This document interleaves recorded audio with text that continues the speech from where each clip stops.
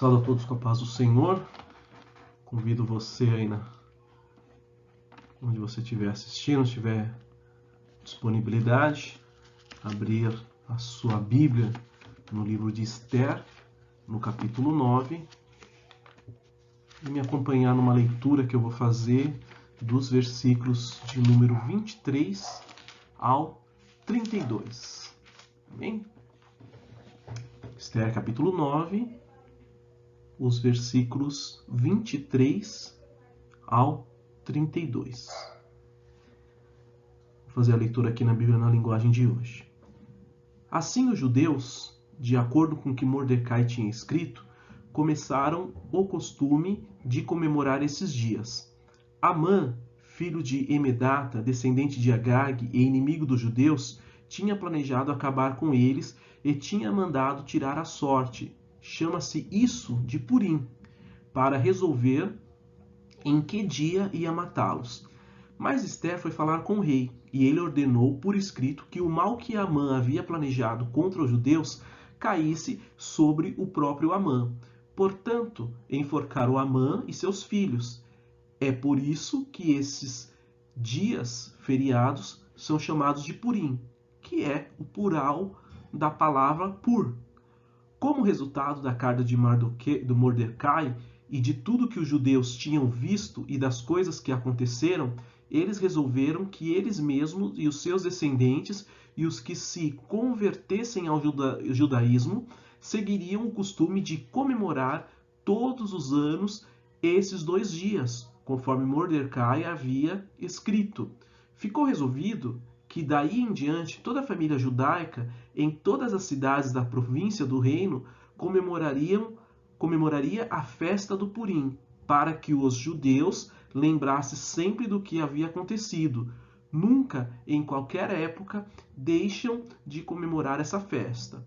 A rainha Esther, filha de Abigail, também escreveu uma carta junto com o judeu Mordecai, dando todo o seu apoio à carta que Mordecai já havia escrito a respeito da festa do Purim. Cópias das cartas foram mandadas a todos os judeus das 127 províncias do reino, desejando-lhes paz e prosperidade, e confirmando que a festa do Purim deveria ser comemorada nos dias marcados. Deveria ser comemorada nos dias marcados, assim como haviam marcado para si mesmo e para os seus descendentes dias de festa e de jejum.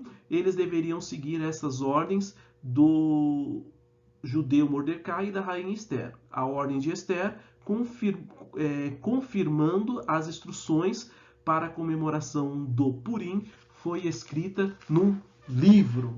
Amém? Então, na aula anterior, nós estudamos o capítulo 7, em que nós vimos Esther denunciando Amã e ele sendo enforcado, e o capítulo 8, que os judeus, então, são autorizados a resistir qualquer investida baseado naquele primeiro decreto que foi feito ali por Amã, enfim. Então, agora os judeus foram autorizados a resistir qualquer ataque, tá? Então, entramos agora na parte final do capítulo do livro de Esther, né? Contempla os capítulos 8, faltou aqui, né? 8, 9 e 10. Então, hoje nessa aula nós finalizamos o nosso estudo do livro. No capítulo 9, então, nós vamos falar os judeus ali que eles matam os seus inimigos. Então, os inimigos do povo judeu, tá? Eles foram perseguidos ali por todos os judeus que colocaram as mãos sobre eles, né? Enfim, eliminaram eles, tá? Esses inimigos eles não tiveram êxito no seu processo de colocar em prática ali, eliminar os judeus. Por que não tiveram êxito? Porque eles ficaram atemorizados, tá? E aí nós podemos considerar que esse temor também incluía um temor ao Deus dos judeus, tá bom? Além desse temor dos judeus, do Deus de Israel, dos judeus, havia também um temor a Mardoqueu. Né? Nós vemos agora Mardoqueu, um líder, né?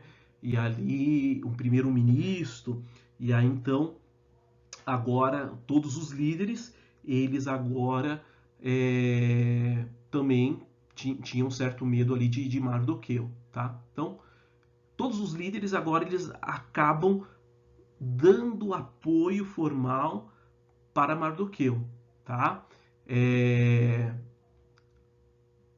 Vamos falar que isso tinha uma certa veia política? Sim, tá? Aí está com poder, a popularidade que Mardoqueu possuía. Então esses líderes, eles evidentemente falaram, vamos para o lado da onde está a força. Tá? Então era besteira ali eles não irem de encontro com aquela política, com aquela, que eu posso falar, aquela majestade, toda a pompa que Mardoqueu ele estava tendo, tá? Nos versículos 5 e 6 nos fala então que o ataque dos judeus contra esses inimigos foi algo bem sucedido, tá? Nos cita no texto que nessa ocasião 500 homens foram eliminados, tá? Então, em Suzã ali teve uma investida, uma ação e 500 homens inimigos ali do povo judeu foram eliminados.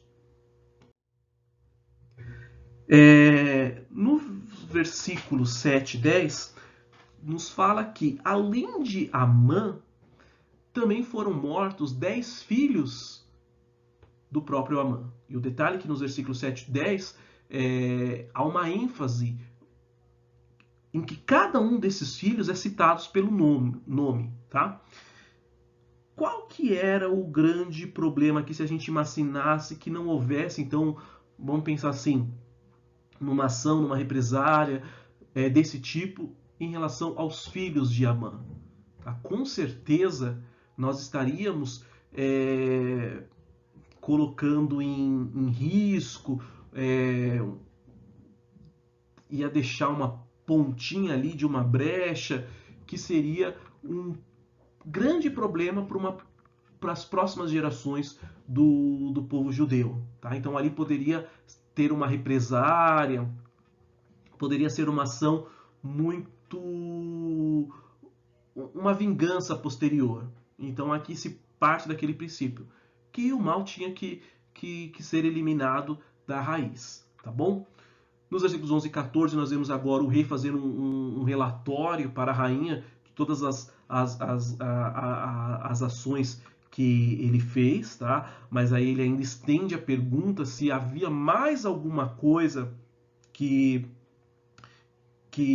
poderia ser feito, tá? Em favor da rainha, tá? Então ela volta naquela questão que ela pede proteção do seu povo, pede que autorização para que eles se protegessem dos ataques dos inimigos. Tá? Então é nessa linha ainda que ela enfatiza o seu povo, ela fazendo parte desse mesmo barco, né? Então ela se colocando naquele local. Tá? Adicionalmente, os filhos, né, agora já mortos, cadáveres, esses corpos eles foram expostos em forca. Qual que era o objetivo? Era servir de alerta, tá? Que ninguém deveria ousar prejudicar os judeus, que o fim deles seria trágico.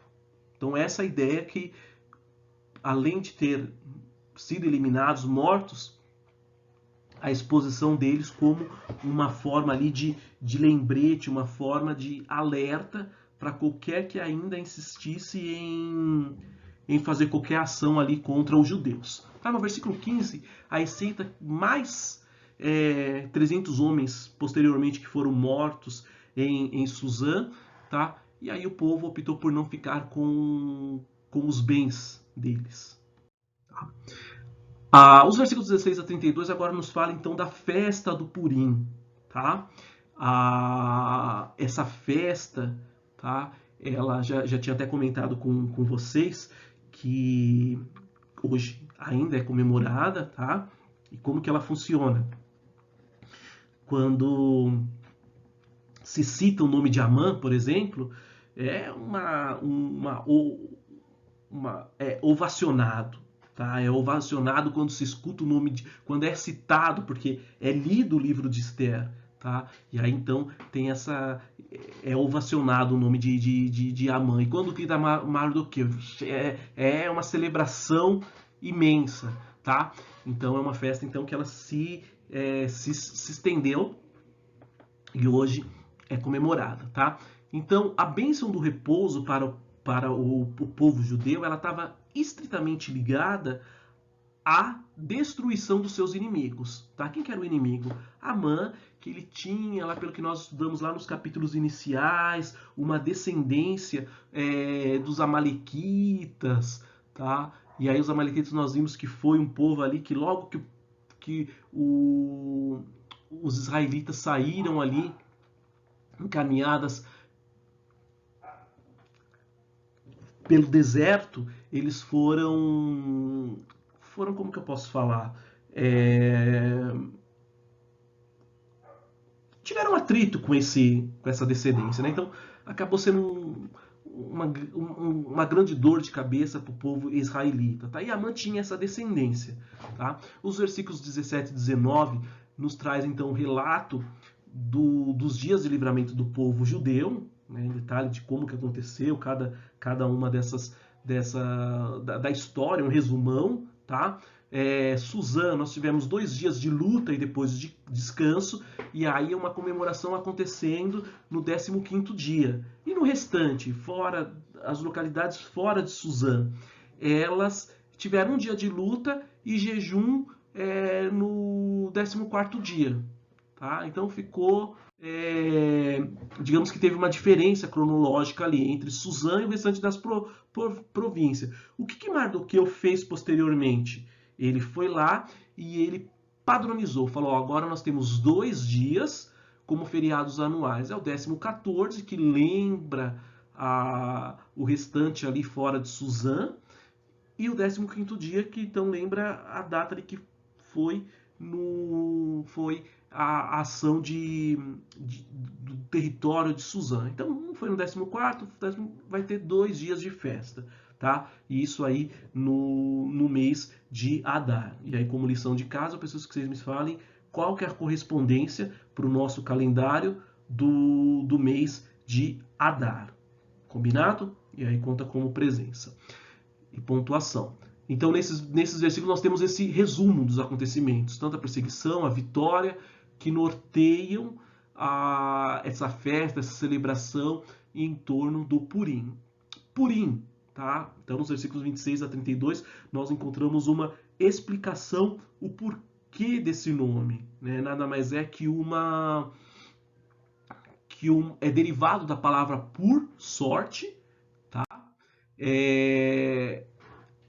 Havia sido lançado lá no passado uma sorte para determinar o dia que o povo judeu seria exterminado, tá? Então o Purim ele traz a recordação do livramento, da mão de Deus, das ações divinas nesse dia que era para ser um dia de destruição, o dia que pelo projeto inicial ali de Amã, Mardoqueu seria na forca, o povo seria destruído, tá? Então se estipulou, né, essa festa do Purim, e ela entrou para um calendário oficial. Então o livro de Esther ele é bastante interessante, que ele acaba sendo, a gente vendo agora uma tradição que se formou, que não tinha, por exemplo, uma festa oficial ali do Pentecoste que estava na Torá, mas se tornou uma festa, uma festividade anual, regular, dado um acontecimento. Então esse livro de Esther, ele traz, vamos falar assim, ele traz uma importância muito grande para a história ali do finalzinho do Antigo Testamento, para o comecinho do Novo Testamento, uma tradição que se mantém até os dias de hoje, tá? E aí, finalizando o capítulo 10, fala do renome de Mordecai, começa no versículo 1, falando que, passado todos esses acontecimentos, agora o rei Assuero, ele coloca um tributo, tá, em todo o território, tá? Podemos pensar esse tributo como algo monetário ou um trabalho forçado, tá? Mas não há mais detalhe no texto, só é feito esse comentário, tá? Aí nos versículos finais do capítulo 10, um capítulo bem curtinho, nos fala então o livro, né, fala, dá ênfase agora a Mardoqueu, né, o Mardoqueu como um dos personagens, assim como Esther, com bastante destaque, tá, e aí dando grandes honras a Mardoqueu. Honras estas que elas foram registradas também nos livros das crônicas do Império Persa, tá? Então Mardoqueu, ele acaba nessa toda história, na finalização ali como conclusão, sendo o segundo mais poderoso de toda a Terra, ele estando somente abaixo ali do rei, tá? Isso nos lembrando um pouquinho do que a gente já estudou, nos lembra muito a trajetória de José lá no Egito. Ele também, abaixo do faraó, era José.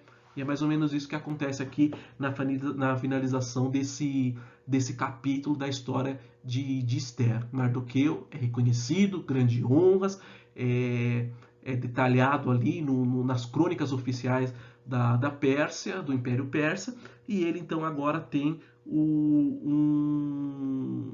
cargo somente abaixo ali do rei ali, o governante do Império Persa. Amém?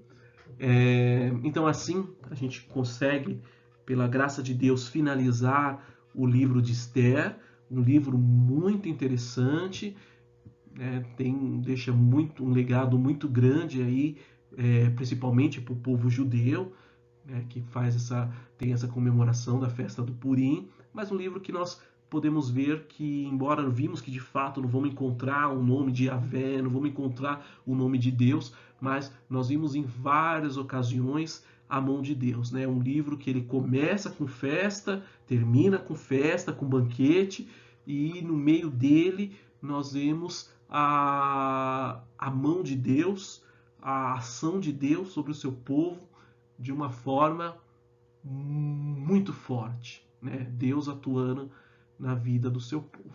Amém? Deus abençoe. E aí já vamos partir para o próximo livro aí, o livro de Jó.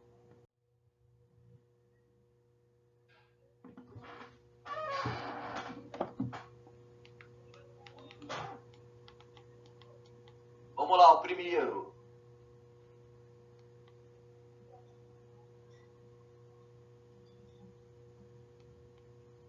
Mendes Rodrigues Divan. Mendes, pô, meu irmão.